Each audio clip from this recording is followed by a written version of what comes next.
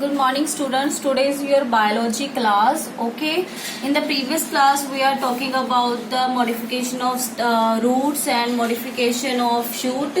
Now today I am talking about the modification of stem. ठीक है, stem भी modify होके कई different specific functions role play कर दिया. So first function है शक्कर दी form बन जाती है and then शक्कर दा role play करती है.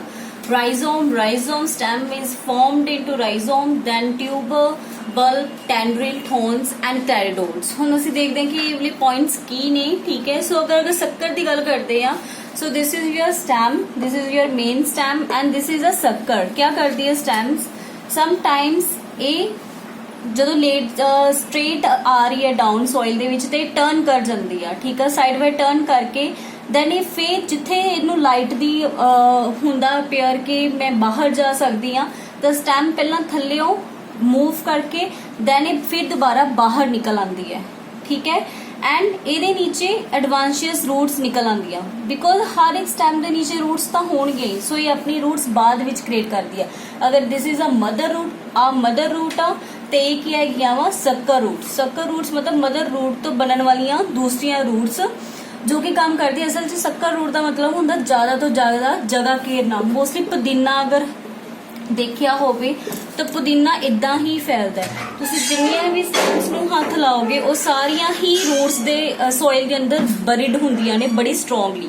ਠੀਕ ਹੈ, ਇਟ ਮੀਨਸ ਕਿ ਉਹ ਕੀ ਉਹਨਾਂ ਦੀ ਰੂਟ ਸਟੈਮ ਕੀ ਰੋਲ ਪਲੇ ਕਰ ਰਹੀ ਹੈ ਸ਼ੱਕਰ ਦਾ. ਓਕੇ, ਦੈਨ ਅਸੀਂ ਗੱਲ ਕਰਦੇ ਹਾਂ ਰਾਈਜ਼ੋਮ ਮੀਨਸ ਜਿਵੇਂ ਤੁਹਾਡਾ ਜਿੰਜਰ ਆ. ਠੀਕ ਆ, ਅਗਰ ਤੁਸੀਂ ਅਦਰਕ ਨੂੰ ਦੇਖੋਗੇ ਤਾਂ ਉਹਦੇ ਨੋਡਸ ਇੰਟਰਨੋਡਸ ਬਣੇ ਹੁੰਦੇ ਇਸ ਤਰੀਕੇ ਨਾਲ.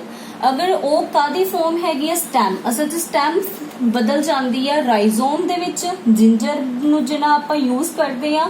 ਐਂਡ ਇਹਦੇ ਜਿਹੜੇ ਨੋਡ ਇੰਟਰਨੋਡਸ ਹੁੰਦੇ ਆ ਅਗਰ ਤੁਸੀਂ ਇਹਨੂੰ ਸੋਇਲ ਦੇ ਵਿੱਚ ਬਰੀ ਕਰ ਦੋਗੇ ਤੇ ਇਹਨਾਂ ਦੇ ਵਿੱਚ ਐਵੇਂ ਰੂਟਸ ਨਿਕਲ ਆਉਂਦੀਆਂ ਨੇ.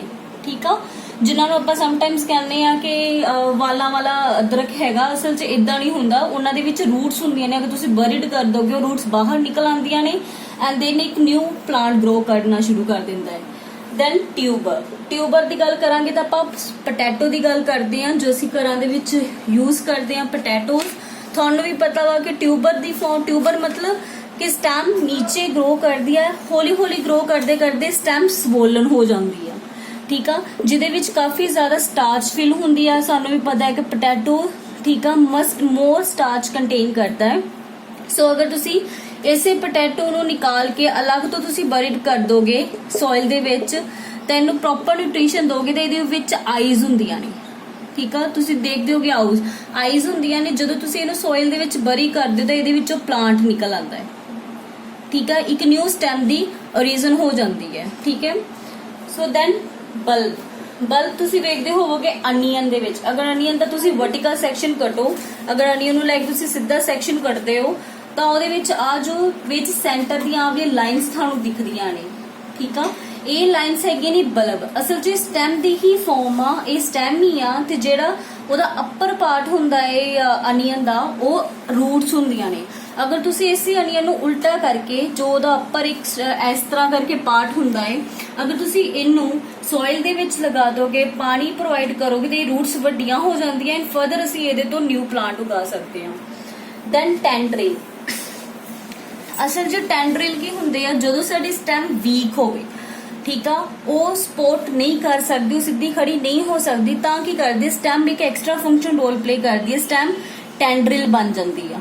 ਟੈਂਡਰਿਲ ਮਤਲਬ ਇਸ ਤਰ੍ਹਾਂ ਕਾਫੀ ਥਿਨ ਹੋ ਕੇ ਕਰਵਡ ਹੋ ਜਾਂਦੀ ਆ ਐਂਡ ਜਿੱਥੇ ਵੀ ਇਹਨੂੰ ਵਾਲ ਜਾਂ ਕੋਈ ਪਲਾਂਟ ਜਾਂ ਕਿਸੇ ਪਲਾਂਟ ਦੀ ਸਟੈਮ ਮਿਲਦੀ ਹੈ ਇਹ ਉਹਦੇ ਉੱਪਰ ਜਾ ਕੇ ਰਾਉਂਡ ਹੋ ਜਾਂਦੀ ਆ. ਅਗਰ ਤੁਸੀਂ ਦੇਖਿਆ ਹੋਵੇ ਤਾਂ ਤੁਸੀਂ ਗ੍ਰੇਪ ਵਾਈਨ ਮਤਲਬ ਤੁਸੀਂ ਗ੍ਰੇਪ ਦੀ ਜਦੋਂ ਤੁਸੀਂ ਤਣਾ ਦੇਖਿਆ ਹੋਊਗਾ ਉਹਦੇ ਵਿੱਚ ਕੀ ਹੁੰਦਾ ਵਾ ਉਹਨਾਂ ਦੇ ਐਵੇਂ ਟੈਂਡਰਿਲਸ ਬਣੇ ਹੁੰਦੇ ਆ ਜੋ ਉਹਨਾਂ ਨੂੰ ਸਪੋਰਟ ਕਰਦੇ, ਉਹਦੀ ਸਟੈਮ ਨੂੰ ਸਪੋਰਟ ਕਰਦੇ ਆ ਉਹਨੂੰ ਸਿੱਧਾ ਖੜਾ ਰਹਿਣ ਲਈ.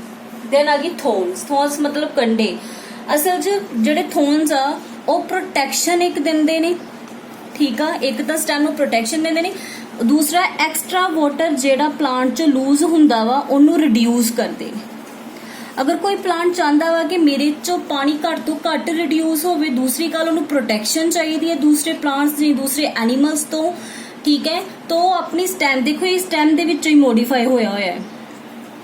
ਸਟੈਮ ਦੇ ਵਿੱਚੋਂ ਹੀ ਮੋਡੀਫਾਈ ਹੋ ਕੇ की बनया है थोन्स ओके दैन क्लैडिडोड्स क्लैडिडोड्स असल च प्लांट उदों ही बनाता है जो उन्होंने एक्सट्रा फोटोसिंथेसिस की लोड़ पैंदी है जो तुसी बंजर जगह च चल जाते हो जिथे प्लांट्स ਨੂੰ फूड नहीं हैगा कुछ नहीं हैगा तो उत्थे ਤੁਹਾਨੂੰ ਇਹੋ ਜਿਹੇ प्लांट दिखण ਨੂੰ मिलणगे ठीक है जो आ तुसी दिखते पे हो this is not a leaf this is a stem stem मैनू बहुत ज्यादा मॉडिफाई करके काफी ज्यादा होरल्ड बना दिंदा है गुच्छा जिहा बच जाता है जिहदे उपर काफी सारे लीव्स लगते हैं जो किहदे च हेल्प करते हैं उन्होंने एक्सट्रा फोटोसिंथेसिस करन च कि वो एक्सट्रा फूड बना सके so this is all about the modification of stem now in the next topic I am discuss about the phyllotaxy just wait बेटा I am talking about the next topic phyllotaxy